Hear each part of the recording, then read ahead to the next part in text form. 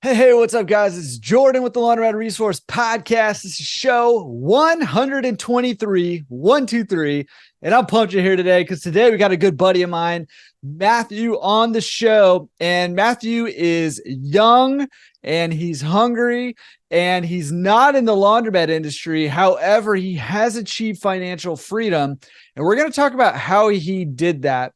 He did it mostly through real estate. However, what he did can 100% apply to buying a laundromat. So no matter if you're young, if you're middle-aged like me, or you're older, also like me, if you ask my kids, it does not matter how old you are. These techniques and tactics that he's going to share today can work for you to help you get your first laundromat or your next laundromat here. And it's all about the power of leveraging partnerships and how to do that well. In fact, he literally wrote the book on how to use partnerships to achieve your financial freedom. And you actually can get that for free. He's going to tell you how to get it here in this episode. So, dude, this is an awesome episode. To be honest, I wasn't sure what to expect, how this was really going to translate. And I think Matthew just nailed it, and it translates super well to our industry. And it's going to be the key to financial freedom for some of you listening to this.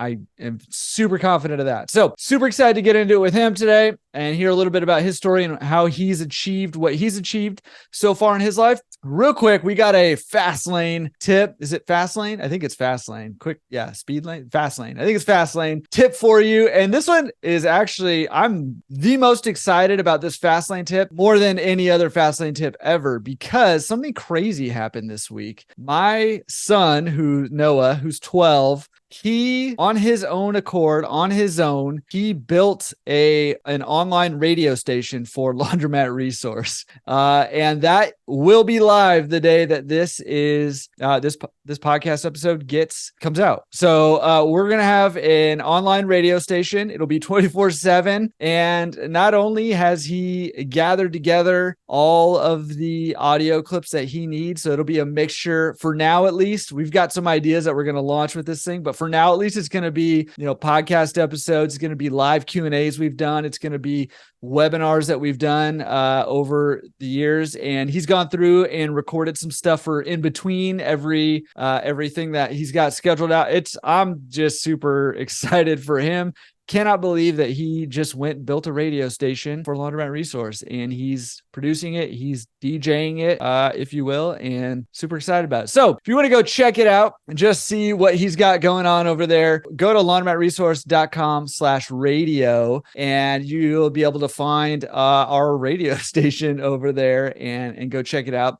And also, just in case you want to, there is zero obligation, zero pressure for this at all, but thought I'd mention it. Just in case you want to, he does have a Patreon account. So if you want to just throw him $1 or $2 just to encourage him for building a radio station, taking some initiative, he's running it. He's going to keep it scheduled. He's going to keep it running 24/7. You can do that right there if you want to. If not, go check it out and, be a part of that. I think we're going to be doing some cool stuff with it. We both have some cool ideas we're going to try out that radio station, but for right now, that's what that's going to be. So go check it out, laundromatresource.com/radio. You can find that link and the link to everything else that we talk about today in the show notes. All right, let's go jump into it with Matthew and get some of you guys to financial freedom through the information you're going to learn from Matthew today. All right, here we go.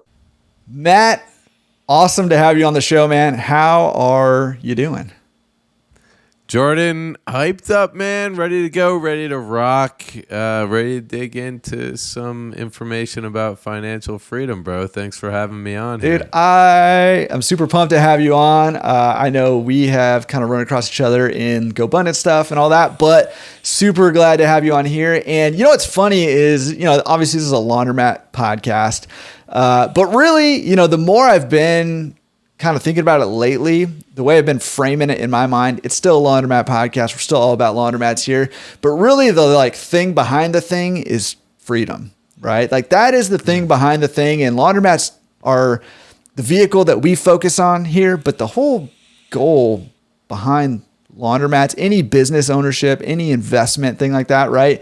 It should be freedom. And I actually just saw a post from a former guest who you probably know also, Brian Lubin. I just saw one today actually on Facebook. He posted and he in Europe, and he was like, I was kind of bummed because my business dropped a little bit. And then I was like, you know what? The whole business exists to help me live a good life, right? Like that's what it's all about. Right. And I was like, yes, that is the thing. And that's the thing with laundromats too, why they're attractive. So we'll get into more about that freedom thing here in a little bit. But why don't you tell us a little bit about you? Who are you? And then we'll jump into why you're here on this podcast today. Dude, sounds like a plan, man, and 100% agree with you, man. Freedom is why we're all really doing anything that we are doing right now. And if you're not focused on freedom, I would say that you should take a step back and take a look at your life right now and assess the things that you are doing, because it's likely that a lot of the things that you're doing behind them have this hidden notion of like, I am working towards freedom, but some of us may not have that crystal clear idea of what freedom looks like for us and the path to get there, and then being able to actually take those steps to get that freedom. And once you have freedom, aka your time back to yourself, you don't have to trade time for money. Your life will change. But yeah, man, love freedom. Love everything about it. A bit about me. I am 26 years old. I am financially free. I know you just got back from Europe. I did a big 6-month trip, Europe, Puerto Rico, West Coast, after I quit my job last October.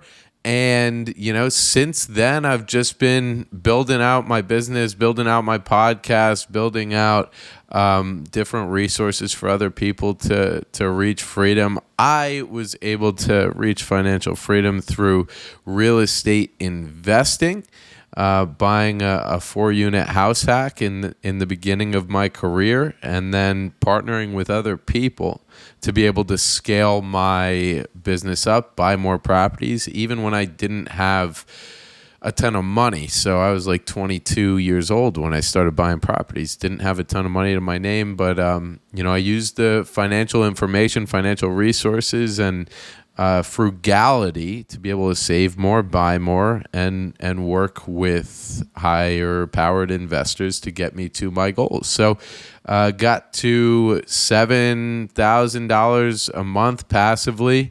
I'm single, no kids, so it's that's an income that I can survive off of, and decide to quit my job, take freedom, and go out at the world and see what else I want to do in this thing that we call life. So that's the short version of that. I can dive more about how I got into investing or wherever you want to take it from here, but that's the synopsis. Well, dude, I don't know about anybody else listening to this right now, but me, I'm like goosebumps. You said you're 26 and financially free, and like there's so many of us who are like, the dream, the goal is that freedom, right? So I want to talk about two main things. I'm sure we're going to get into a lot of the details here, and maybe we'll go down some rabbit trails. Yeah, we got to go down the rabbit holes. Yeah, we got to get down in there. But the main things that I think I want to talk about, because they just fit so well with the idea of laundromats and why a lot of people want to own them, is the freedom, for one. And then number two is, where we'll probably spend a little bit of time, because I talk to so many people who are like, I want to get into laundromats or real estate or whatever. I want to start my journey towards financial freedom and get that crystal clarity that you were talking about there. But I don't have any money right now, or I don't have enough money. And how do I do that? And, I do want to talk a little more about how did you, even though the vehicle is a little bit different, although there's a lot of similarities and a lot of things that relate, and a lot of times they partner really well together, real estate and laundromats. The vehicles were a little bit different, but I want to talk about how did you get started on that journey at 22, and how did you get started on that journey with no money? Because those are two big obstacles, right? Age and money that people feel like are keeping them from achieving that financial freedom. So can you talk about how did you get started with your journey towards financial freedom with real estate?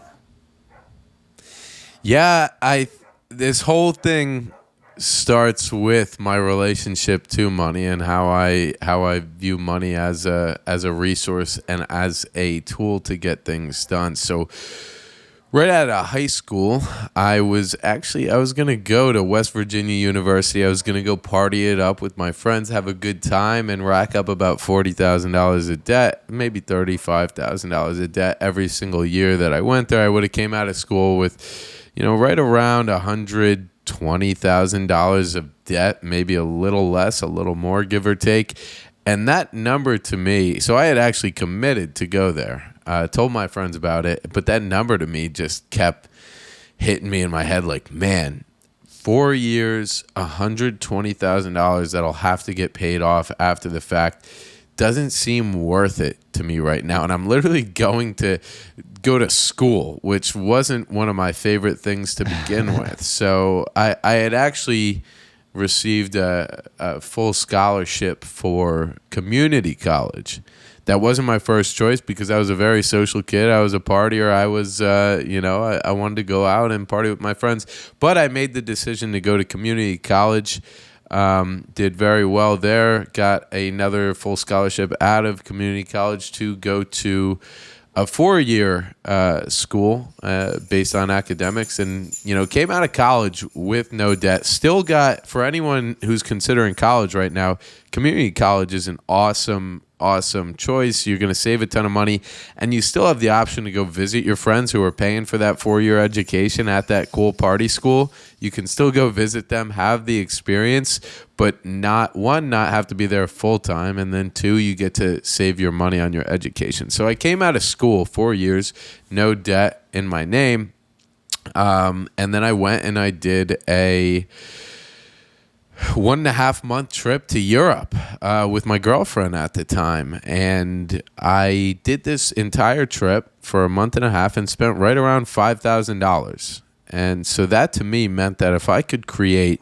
$5,000 a month, or if I could save up $60,000 in a bank account, I could go travel Europe. If I can only spend $5,000 a month, I could travel Europe for a year, or I could, if I could make that passively, I could do that for the rest of my life. And that sparked something for me. But I come back from college. I'm working in the New York City area, making $55,000 a year, not making great money, working a sales job, working pretty hard, waking up at 5 a.m. to get to the gym, to go to my job, to come back from my job and, be tired and a little bit miserable. And I was sleeping on my cousin's couch at this point because I did not want to pay rent in New York City areas. So, because the rent was so expensive there. So I was paying my cousin $400 a month for the rent. I needed a way to get off this couch. I wanted to figure out how to get off this couch, especially because we get back from this Europe trip.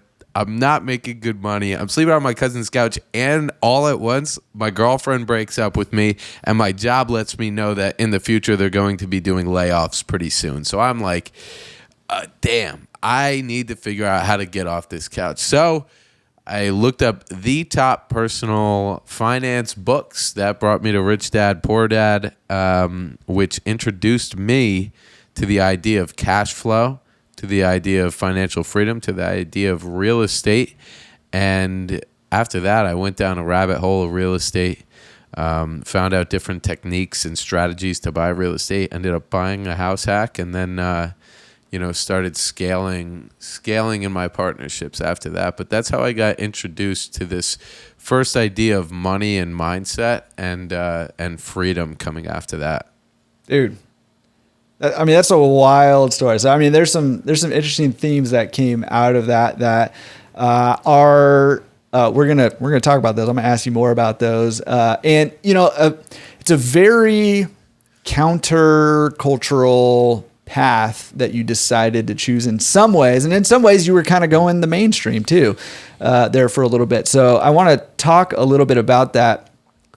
Real quick though, just because you mentioned this earlier, and I just want to get this out there right now, because your story is so intriguing, compelling, and so many of my audience, whether they currently own laundromats or they're trying to get their first laundromat here, that the goal is that financial freedom for so many. Some of us, are empire builders, and that's where we're heading right now. And it's a little bit different path, but you got to hit that freedom number at some point in order to be able to set your eyes at the bigger empire that you're looking for there. So real quick, can you just tell us, you mentioned your podcast. Can you tell us what that podcast is real quick?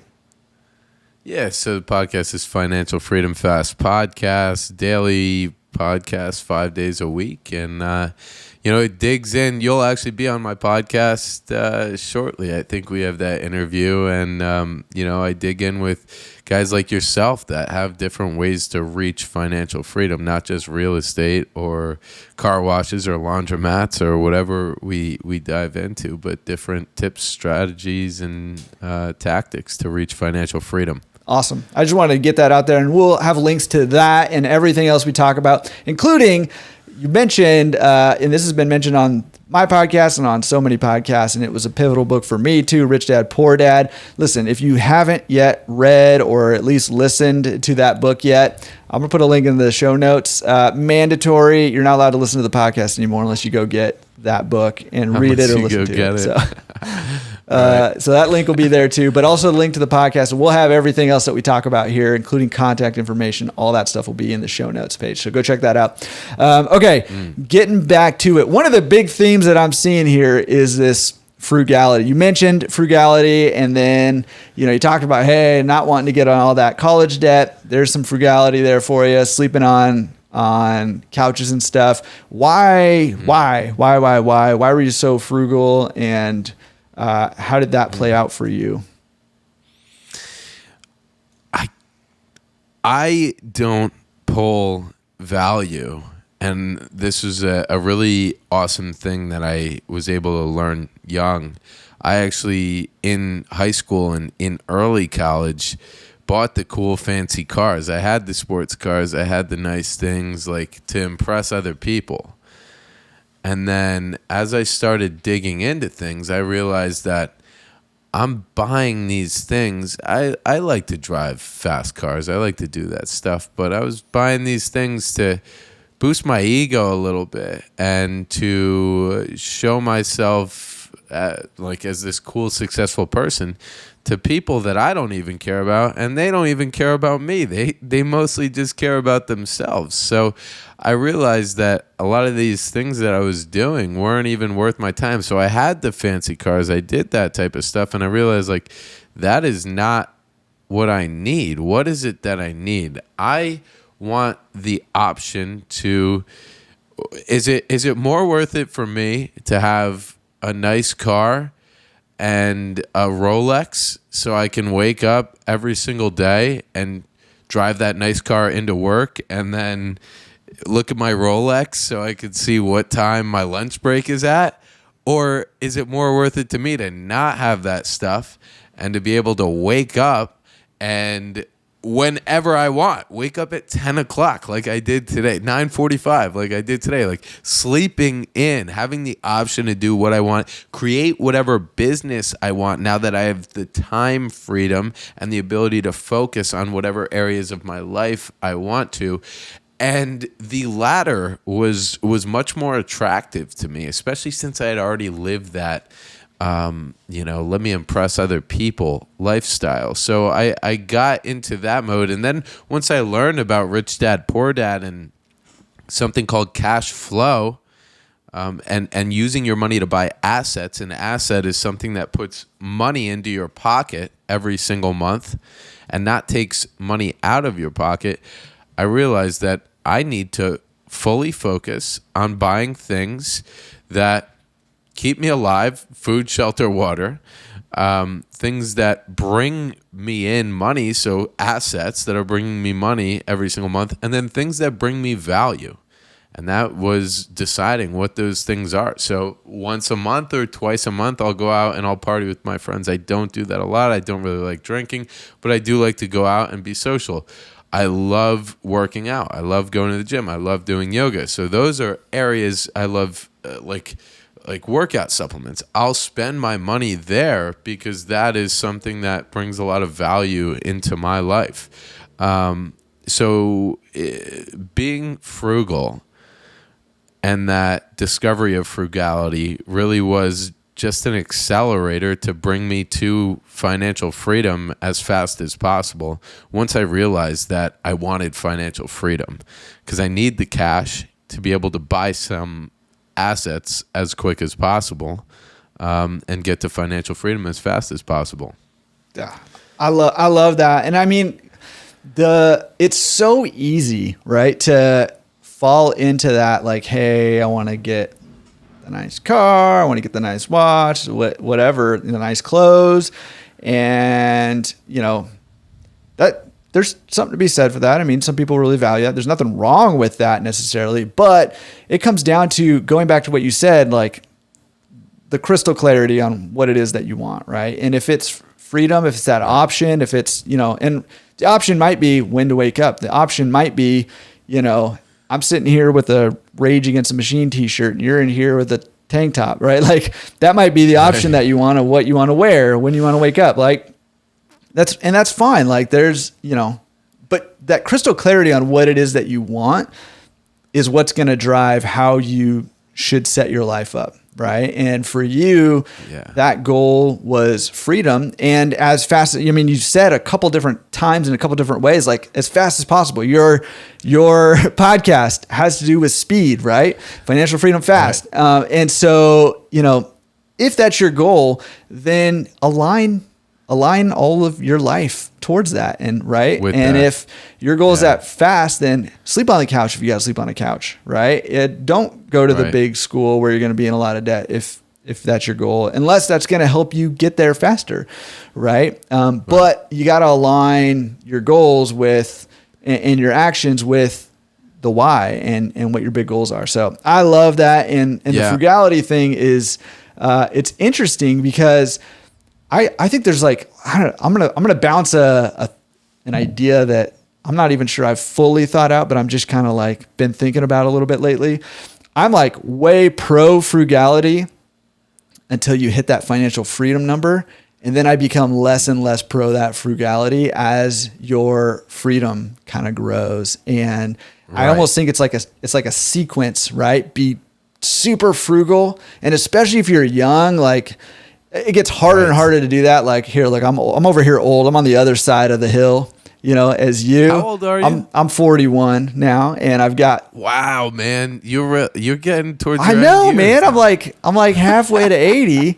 I'm way past halfway to 80 now. My kids tell me this all the time, right? And I've got these kids that are now like, my son's going to be a teenager next year, and I'm like, it just causes you to think about things, right? But it's harder to do these like frugal things when you've got a family. Not that it's impossible, because it's totally possible. And it's a good lesson for the kids too, right? Like, hey, you know what? I didn't align my life that way early on. And I'm just realizing, like I'm 40 and I'm realizing it's important to have that financial freedom. So here's what we're going to do, because getting that financial freedom is like priority one for me now and in our family, right? So here's what we're going to do, right? There's something to be said about that, but it becomes more difficult as you get older. And so, kind of aligning yourself with that stuff it's so important to do that. Dude. And that's it. And like that's why I was like, I need to do this now, because it's actually socially, and I said in the beginning, like, I really don't care what other people think about me, but it is more socially acceptable for a 22-year-old to be living on a couch than it is for a 32-year-old to be living on a couch. So I realized, like, I can do that. I can house hack now, maybe not in one of the best areas that I would ever want to live in, but I can do that now because I'm 26. I've got a lot of years and time ahead of me, and I have this financial freedom now that leaves me stress-free, which will add years on. Not stress-free. I have a ton of stress, but less stress than I did having to wake up and answer to someone every day, which will add years to my life. So I'll have even more time on my life to be able to enjoy things and build out. And now the financial freedom base that we talked about, you say you want people to be frugal until they reach financial freedom, and then it's time to take off. And that is exactly what I promote. I say, Let's reduce those expenses. Let's make it so we can get financial freedom. Then once we get financial freedom, now we've got an extra 40 hours a week. So now we can use that financial freedom base as getting our time back. Now we have our time back. We can focus all that time on building that income up and rocket shipping off on the income generating lifestyle. So now we can increase our lifestyle with that modestly as we are increasing our income. So that's the basis of it. And then the last thing that I will say is, if someone needs $10,000 of passive income and somebody else needs $5,000 of passive income, and they invest this in the same exact assets, making the same exact cash flow, whether it's car washes, laundromats, or real estate, the person that needs $5,000 will reach financial freedom 2 times quicker. And then they can they have that financial freedom base, and now they can put all that time into getting even more of these assets and using their skills to get there, because now they have their time back. So they'll probably reach $15,000 before the original person reaches $10,000 per month. And plus, if they learn different strategies and tactics like I've used to not need your own money to get into these assets and to be able to leverage other people's experience, time, capital to get into these by partnering, if you need less passive income and you could figure out a way to buy assets 2 times quicker, you'll get to your financial freedom number 4 times quicker than the person that's trying to get to $10,000. So it's a good mixture of both. Let's figure out how to accelerate our investing, and let's figure out how to reduce our expenses so we can accelerate the time in which we reach financial freedom. Yeah, I love that. And I mean, I think, like I said, a lot of people, well, I don't even know if a lot of people think this, but it can feel like this, where you're like, wherever you're living now, whatever your expenses are now, it can feel like you're tapped out. Like you can't live on less than that. It easily, it's right. So quickly. And it reminds me of one of my favorite books is The Richest Man in Babylon. And there's a story where, the richest man in Babylon's talking to all these people and he's teaching them about wealth. And he's saying, oh, you're a baker. How much do you live off of? Oh, you're a scribe. How much do you live off of? And they're all saying different numbers. And he's saying, hey, look, everybody's saying all these different numbers, but it just becomes the number that you get comfortable at living at. Right. And it can feel really, it can feel even like painful to try to live on less than that and to cut things out initially. Right. To be more frugal. But like you said, if you can do that early on, it doesn't have to be a forever thing, but if you can do that early on, your financial freedom is going to get there so much faster. And I would say, the person who needs 10,000, the person who needs 5,000, it's probably not even double the time. It's probably more than double the time to get to 10,000 than it is to get to 5.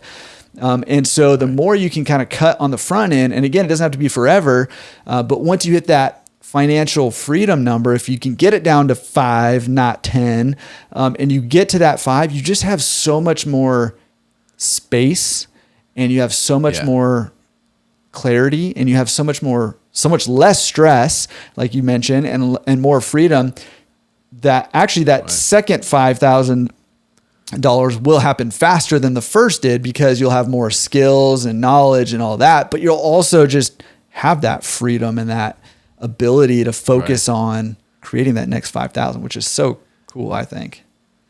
And you have a contingency plan too, right? Like, in the future that if things fall apart and you had increased your expenses from there, you still got that original $5,000 passive base that you can fall back to. If things tighten up and you need to go to that level, that you can live there. But that's not the goal. In the beginning, financial freedom is the goal. And then after that, it's let me create the life of my Yes. dreams. Let me create what I want for myself, for my family, for the people around me. Do I want to be able to pay for people to come on vacations with me? I have all this free time, but not everybody else does. What if I could try and figure out a way to make so much money and bring in so much passive income that I could retire my mom and my dad and my brother and my sister and my girlfriend, and go on these huge trips with family and pay for everyone to come out to my stuff. And that's the journey that I'm on right now, and figuring out what the best way to get there is. I've realized that, like, I've got this lifestyle and, like, I don't need much more.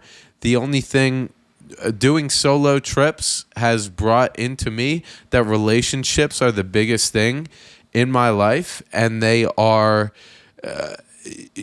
follow you. If you go somewhere alone, all you have is yourself to be with, and you need to learn to love and be with yourself as securely as possible. And then outside of that, you realize how important relationships are to you, that social connection. So it's like, how can you modify your life to be able to always have this relationship and social connection with other people, no matter where you are, where you're going, what you're doing? And that's the life construction that I'm working on for myself right now. Yeah, I love that. Okay, so it begs the question, though. I mean, especially from your story, and we can kind of peel back and talk about your experience, and then get a little broader with it. But it begs the question, like, what if I'm in a place where, like, I'm starting from scratch, or maybe even less than scratch, like less than zero. Maybe I'm in debt, or I don't have any money, and I mean, I don't know even how to get started. Like, do I need to just say, like, what do I do here, right? You're 22 and you really don't have any money to get started. How did you get started in this? Yeah, so it really was knowing all the options, right? So knowing how I can finance a deal, knowing what the right deal for myself to look like, to go buy looked like. So step one would really be educate yourself on what you think is the best asset, or the best path for you to go buy, the best path for you to go follow. And it's great that you're listening to this podcast, because this might be the best path for you, and laundromats may be the way to go for you, but you would never know unless you do the education. So the first step is to educate yourself on what ways that you could actually get into it. And then it's once you decide, yeah, I think laundromats are probably the way to go.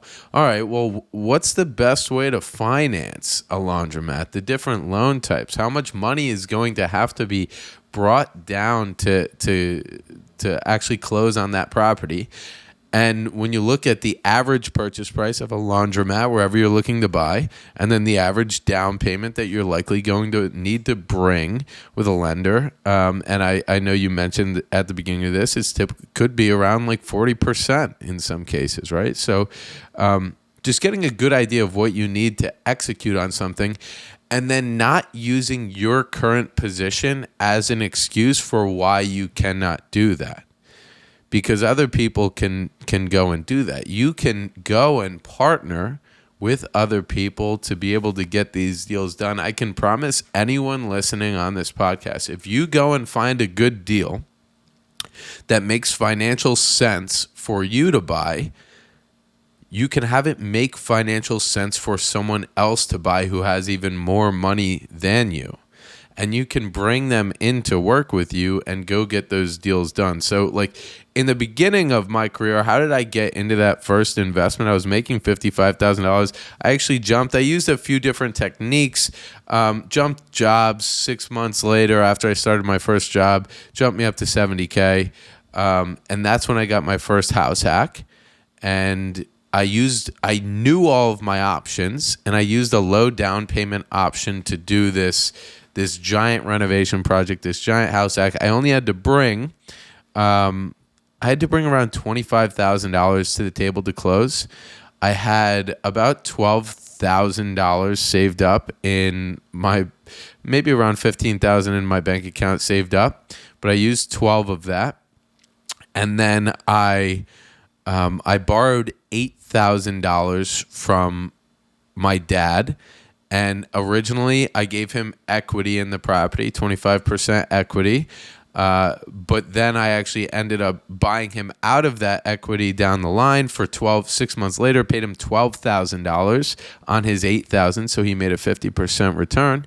And then, I also pulled out of my Roth IRA for a first time home buyer, penalty free. And so that's another tool. I educated myself on the best way to finance this, knowing that I could pull out of my Roth IRA account penalty free and tax free on that money to be able to go buy my first property. So it's all about educating yourself and knowing what your options are. And then being resourceful, right? So I went to my dad and I offered him equity. I wasn't saying, Dad, I need money. Can you just do this? No, I offered him value. I offered him equity in the property. And then I ended up buying him out of that equity. So even on my first deal, I was technically partnering with people to get those deals done. And then you build that experience up with that first property. And you use that experience as basically a social credibility of this is what I can do, this is what I've done in the past, and we can use this as experience to bring in somebody else who wants to work with us and bring even more money on future deals. So I started structuring partnerships after that. As I was finding great deals to go and buy, I structured partnerships, had people bring money to the table to get those done. And that's enabled me to buy right around $3.5 million in real estate, while only, I think out of my pocket fully, I've brought about $50,000 or so to the table. And every single one of my investments, the money that was used to buy those properties has come back to myself or my investors within the first year of buying those properties. So educating yourself, getting experience, using that experience as social credibility, and then going out and finding the partners that want to work with you on good deals. You got to find a good deal to be able to bring the money to you. But it's a mindset of, I know I can buy anything if I find the right partner that wants to buy that thing. So you just have to find the right people that want to buy the assets with you. Like maybe Jordan wants to buy something with you. Come talk to him, bring him an asset, bring him a laundromat and see if he wants to buy it with you. But I think that's the main lesson I'd like to drop there. Yeah, I love that. And just to kind of contextualize it. So I know you're talking about real estate, and I'm going to ask you to define a house hack here in a second, just so everybody's on the same page, which I have also used and can be super powerful. So especially if you're younger, but really anytime. But real quick, what I wanted to say was just to kind of contextualize what you're saying to laundromats.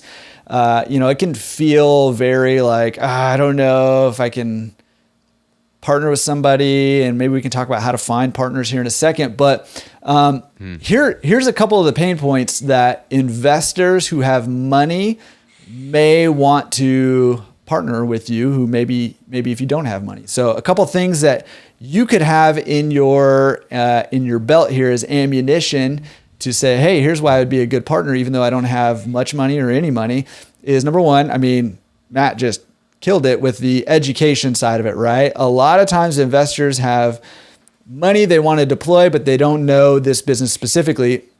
And this business specifically can get you into a little bit more trouble than even real estate sometimes, because it's a cash business and you got to really understand the money side of this business. And so that's where you can come in and say, hey, look, I've listened to all 120 plus episodes of Laundromat Resource Podcast. I have done the free course at Laundromat Resource. Maybe you've even done, the pro course, or you're in the pro community there. You've got the knowledge. There's tons of knowledge there on the platform now. And you can learn everything you need to know for free on Laundromat Resource Podcast.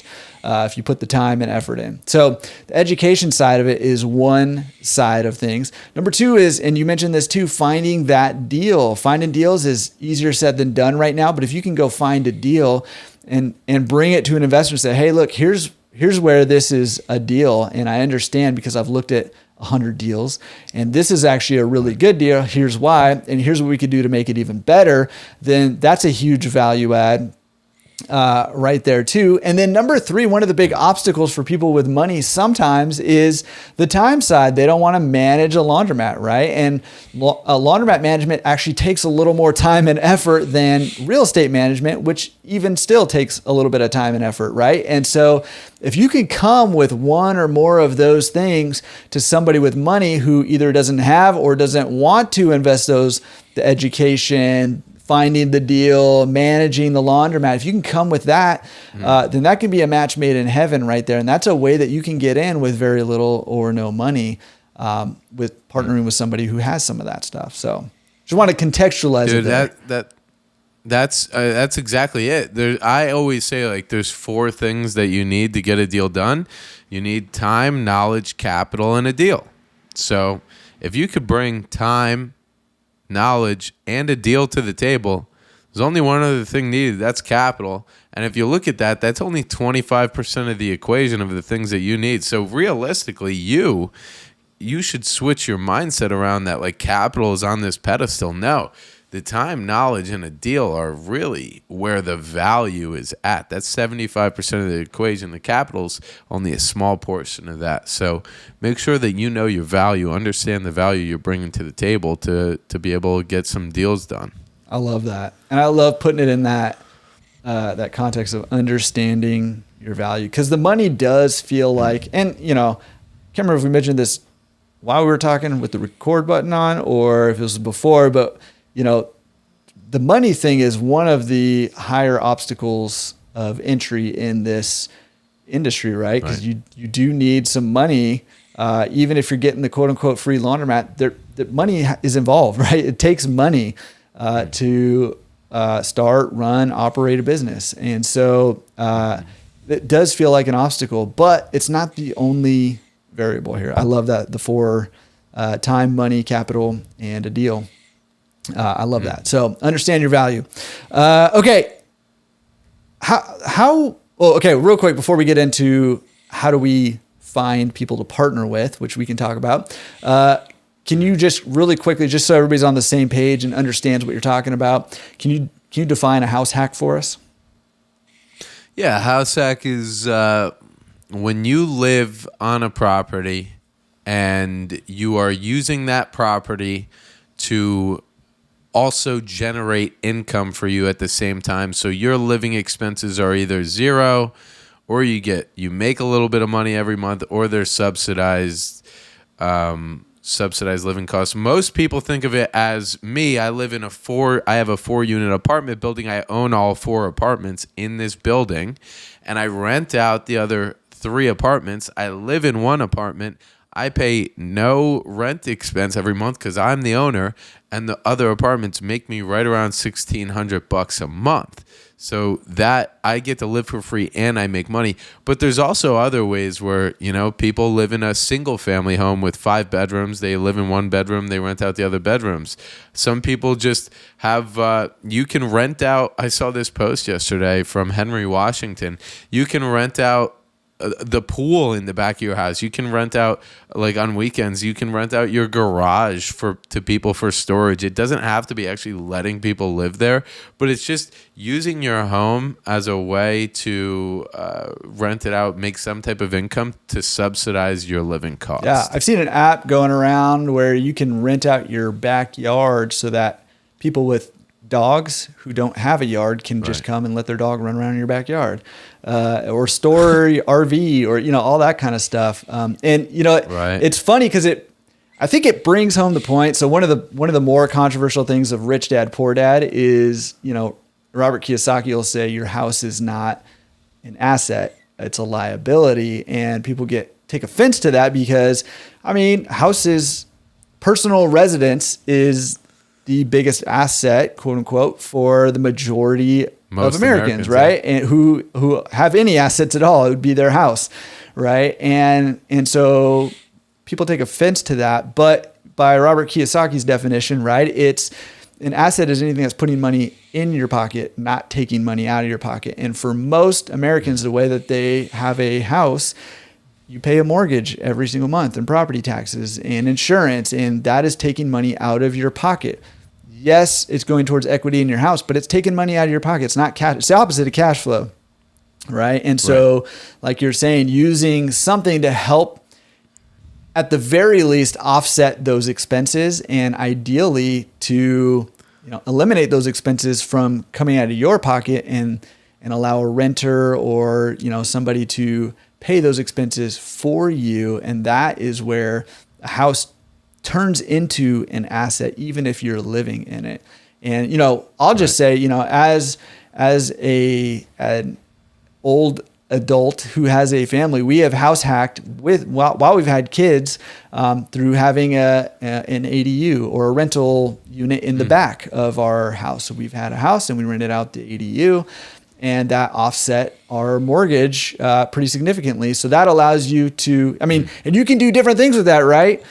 You can continue to sort of make bad, I'll say questionable financial decisions where you take that extra money and you go buy a nicer car, or whatever you want to do with that. And that's one way to do it. Or you can utilize that income to offset your mortgage and take that money and put it into more investments, whether that's stock market, buying another house, whatever it is. So you've got options there. But it gives you again, options. If your goal is that financial freedom, you have clarity on that, go get some more assets and get to that financial freedom number so that you have the space to grow your wealth more from there. Dude, that's the amazing thing. Once you reach financial freedom, once you're actually there, then every asset that you buy that's making you money every month, that could pay for your things that you need every month. If you got a cool car that you want, and maybe you're not going to go, this is another thing that I do. I only buy anything that that's a want and not an asset or a need.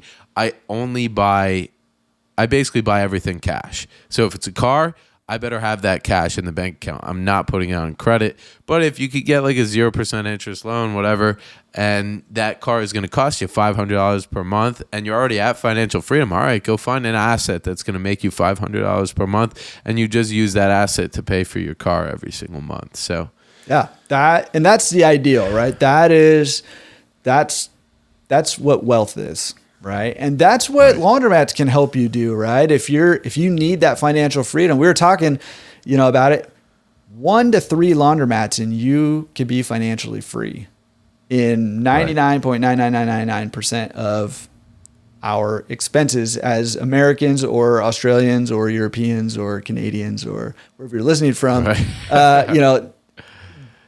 3 laundromats is going to get you to that freedom number. And then beyond that, you can start empire building. Right. Or not, if you don't want to, because not everybody wants to have an empire. They just want the freedom to live the life they want. But I love the concept. And it's, one pulled out of Rich Dad, Poor Dad too, is let your assets pay for your wants, and pay for the liabilities that you want. And if they can't, then you probably shouldn't buy those until they can. And so I love that. All right, let's go back to partnerships real quick. And I just want to touch on this because this is another, I'm gonna just call it what it is. This is another excuse that we do to ourselves in saying, I don't know where to find money, or I don't know how to do that. So I'm not going to find a partner. I'm not going to buy that laundromat. I'm not going to look for deals because if I find one, I'm not going to have any idea how to find the money for it. So you got any tips for us? Like, how can we find people to partner with to do these deals if we don't really have a whole lot of money? Dude, I've got all the tips. That's what I love to hear. So and for everybody listening, I know we're gonna throw a link to it somewhere. I literally created, because I noticed there's an issue across all industries.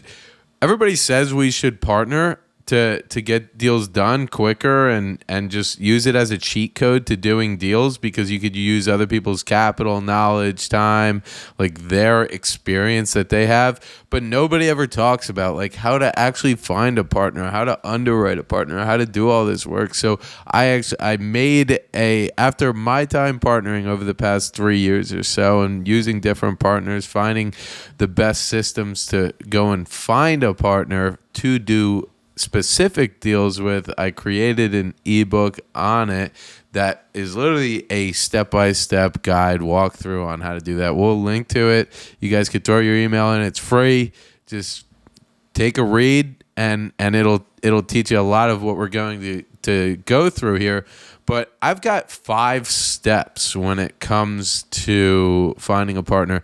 Step 1, we've already talked a good amount about, and that's understanding your value, knowing exactly what you're bringing to the table, the value, the experience, the knowledge, the education, the time, whatever you can bring to the table. You've got to know it, be secure in it, and be confident in who you are and what you're bringing if you want someone else to work with you. So let's understand what value we're actually bringing to the table. And then once we have that, we've got to find a deal or create a type of sample deal. So this is where I get into getting a lead flow of potential partners to come to us.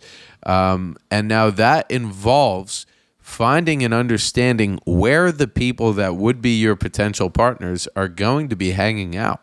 They might be hanging out on one website I use is Facebook. I know like everybody uses Facebook to connect with their high school friends and family members they see once every 2 years, but I use Facebook as a social networking tool to grow my business and my partnerships. So I will go where real estate investors that invest in New Jersey, which is where I invest, hang out. And that's New Jersey real estate investor Facebook groups. Maybe there's definitely like laundromat Facebook groups. There are areas where you can go and just find people with capital, like doctors, lawyers. You can literally find lists of cash buyers in potential areas and reach out to them directly. But I like to focus fully on finding people who are going to bring capital and value to the table. And value is probably going to be in that specific asset class. So what I'll do is I'll create a sample deal post. So if you're doing this for a laundromat, it might be, hey, I have a property or I have a laundromat in XXX town, wherever it is. Current gross income is X. Current expenses are X, bringing us a net operating income of X. Based on the cap rate or however, I don't know if it's cap rates or you guys go by a multiple. Yeah, multiple. Based on the multiple, that would currently value the business at X. I could have this laundromat under contract at X price. And now this doesn't have to be a deal that you actually have right now. It could be a deal you've seen in the past that you had an opportunity to get under contract, or just a similar type of deal that you know you could get under contract. And then at the bottom of this post with the details of this, or at the top, I'll typically put right at the top, hey, looking for a capital partner on a deal, AKA that means somebody who's bringing money to this deal. So looking for a capital partner, you'll get, if you're posting in the right places, the laundromat groups, wherever the best places are that these people are hanging out, you'll get 10 to 20 to 30 people who are going to shoot you a message or comment on there to talk to you. Then you're just going to use like a booking. You can use calendar apps, whatever you want to do, or just set a time to talk with each of these people. And that's where you run. So you set your meetings. That's step 3 after you do this sample deal post. And then after that, you're going to run the initial meeting. That's step 4. You're going to dig. You're going to let them know what you're doing, the value that you're bringing, which is why it's important to understand your value. You let them know that you're bringing the deal. You've also got time to put in your boots on the ground, whatever it is that you're doing. And then just let them know, like in the case of this deal, I would need $50,000 to be brought to the table. And, I'd be looking to split the equity up as 60-40 or 70-30, whatever it would be. And you would be pretty passive, but I would ask you for some help on this area and this area. Is that an investment that you would be interested in the future? And out of 20 people, you might get 8 that say yes. And then out of those 8 people, now it's your turn to start interviewing them and seeing who's the best fit for you. So now you have 8 people who told you yes. Maybe you're going to find 2 of them that when you underwrite and dig deeper into them, what is their experience? What are their ethics? What are their morals? How do they operate from a business stance? How much cash do they have in the bank account? What is the experience that they actually have in your field, and what can they bring to the table? Once you find those 2 people, you have them in the future now. Or you could have 3 people, 4 people that when you find a deal, now you have that deal, you can bring it to them and say, hey, I've got this deal with these numbers. Maybe if you don't have the deal under contract, you don't tell them exactly what it is. As long as you trust them, you can tell them exactly what the deal is. If you don't fully have that trust, I wouldn't even recommend partnering with these people. But you can take risks on that end. But at that point, then it's just bringing them the deals in the future, almost having a dating period with these guys. So talking to them about guys or girls and talking to them about the deals and what they understand and what they could do and what they're doing in their businesses and really building a relationship. And now you've got 3 solid relationships, 2 or 3 or 4 to bring deals to, that now you have potential to get deals done. And this can be done if you have no money whatsoever. And it's a way to get out of the excuses in your head that you need all the money to be able to get deals done. So Facebook is my favorite way to find partners, and then using that sample deal post. But I mean, find out where these people hang out and what they do, what they talk about, what they're interested in, and then bring them the things that they are interested in to be able to get some deals done for yourself. That was like a summary of a masterclass right there. You definitely got to go. If this is where you're at and you're looking to get into this business or any business or investment, and you are you're at a place where you don't have enough capital, you don't have any capital to bring to the table, you definitely got to go download this book. Link will be in the show notes. Like Matt said, he created it. It's free for you. Just drop your email in there and go download it. Here's a little hack, again, to contextualize this for laundromats. The best place to go that I have found, the best kind of group of people that I have found to go look for partners to partner with, if you're looking for a capital partner, a money partner, is real estate investor groups. Real estate investors, what I have found, especially real estate investors who are looking for cash flow, what I have found is that as soon as they hear about laundromats, and that laundromats, the average laundromat deal can expect a 20 to 25% return on their capital, unleveraged, without using a loan, and it goes up from there. Ears perk up. So real estate investor groups, that is a money place to go. And also, I mean, you can look into a lot of different options. I mean, you mentioned that you had partnered with your dad early on.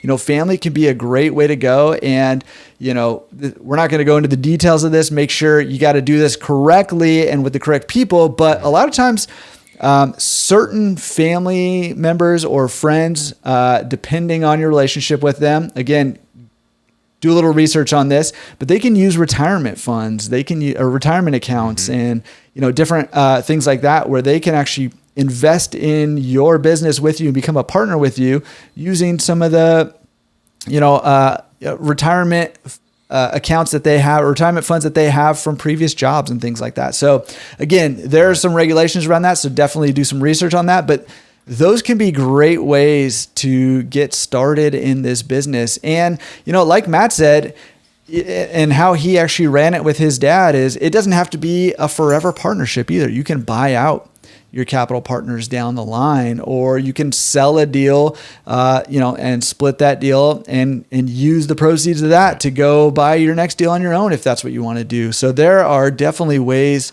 to do this, to get this started. So don't let it be an obstacle for you. I mean, I think the mindset is actually the biggest obstacle, not the money, not finding the deal, not getting the education, not the time. It's the mindset that you have. And if you have that mindset that there are no obstacles that you can't overcome, there are no problems that you can't figure out a solution to, then you're going to get it done. Like I've just seen it happen over and over. I've had so many consulting clients who have, come to me with, no money and wanting to get started and having that passion. And it's, like Matt said, get that clarity of what it is that you're looking for, and then align your mindset and align your actions towards that, achieving those goals, and you'll get it done. You will. Yeah. And you're never going to move anywhere if you don't take a step in the direction towards your goal. So I've learned that life is like this big continuous thing that's going to just go on until I die. So if it's this big continuous thing, why am I don't want to stay in the same exact place. If you don't take a step, you're going to stay here or you're going to go backwards. So you need to take a step forward. And every step forward that you take, maybe not every single step, but you're going to run into obstacles on the way. So the thing is, we want to hit these obstacles as early as possible, because when we hit them as early as possible, now we have gained a new confidence and a new skill set to be able to get around these obstacles. We've learned something new. We've learned how to grow through these obstacles. And now those skills that you have taken from that issue are now going to help you compound and grow your investments, grow your value as an investor over time. I love it. Awesome. Okay. So one more time, what's the name of your podcast? Financial Freedom Fast Podcast. Okay. And the book that you just wrote, and you just came out with it when we're doing this interview. You just came out with it like this week or last week, right? Literally last week. Yeah. Dropped it. Actually, maybe it was. I think it was this week. I think it was early this week. And because I picked it up as soon as I saw you drop that out there, I went and picked it up. So where do people go to get that book? You can actually follow me on Instagram at Matt Amabile, MattamAmabile. And there's a link in my bio. Just click that link right at the top. It'll say download my free ebook. I can also shoot a link over to you guys. I'll have it in the show notes. Just in case you don't have Instagram or whatever, I'll have the link for you. You definitely are going to want to go pick that up if that's in a place that you're in. But kind of no matter where you're at in the process, if you are looking to buy your first laundromat, or just exploring whether laundromats are right for you, or if you own a laundromat or two, or if you have a laundromat empire already, I'm super glad that you came on this podcast, because I think that, especially I love the flow of this podcast. See, like we started with get clarity on what it is you want out of life and get alignment there, and started with talking about freedom and having options in life, and just the clarity that you can have and the space you can have once you have that freedom. And then we spent the rest of the time tearing down some of the obstacles that so many of us have bumped up against, that we've allowed. And I'm saying this very intentionally, like we allow these obstacles to stop us from achieving that freedom. No more. Can we all just kind of commit to not allowing those obstacles to stop us anymore? They're obstacles. That's all they are. They're just problems to be solved. And we as humans are problem solving machines, right? But sometimes we need a point in the right direction. Sometimes we need a kick in the pants, and sometimes we just need a little bit of information. And Matt's here saying, hey, I've got what you need in a free ebook here. So go snag that thing. Matt, dude, this has been incredible. Anything else you want to leave us with? I don't want to cut us off too short. Dude, I mean, I'd like to say that for all your listeners, man, you're the guy, dude. If you're looking to learn about laundromats, stick with him, and Jordan will take you where you want to be while you're trying to learn about that. And whatever you want to learn about, it's all realistically towards this end goal of freedom. So create that crystal clear criteria of what freedom looks like for you, and then go out there and create the freedom for yourself, and then you can figure out what the hell you want to build after that. But for now, let's just create this life that we want to live, and that's a free life that most of us want to live, at least. So that's it, man. That's what I'll leave everyone with. I love it. And if you guys want to hear a little bit more about how you can find financial freedom fast with laundromats, head over to his podcast. Make sure you subscribe to it, and I will be popping on there real quick, basically explaining why laundromats are better than everything else. So are the best thing in the world. That's right. Dude, I really appreciate you coming on and taking the time to do that. A lot of fun hanging out as always. Looking forward to hanging out on your show here pretty quick. And dude, let's do some more stuff together. Let's do it, bro. Appreciate you, man. Right back at you. All right. I hope you loved that interview with Matthew. Man, I don't want to hear any more from any of you. I'm too young. I'm too old. I'm too ugly. Whatever your excuses, they don't matter, right? And Matthew proves that just through his life and also through what he is doing over there. And so, man, I loved that episode. Like I said, I was pleasantly surprised at how well this translated into our industry and what we're doing over here. So, reach out to Matthew if you have more questions. Go grab that ebook for sure. And if nothing else, pick one thing from this episode and put it into action. I will allow your action to actually be educational this time and go get that ebook if that's what you want your action to be. But then you got to take some action from something you learned from the ebook. All right. It's all about the action that's going to help you achieve your goals and get you where you want to go in life. All right. Hope you guys loved it as much as I did. And I will see you next week on the Laundromat Resource Podcast. Peace.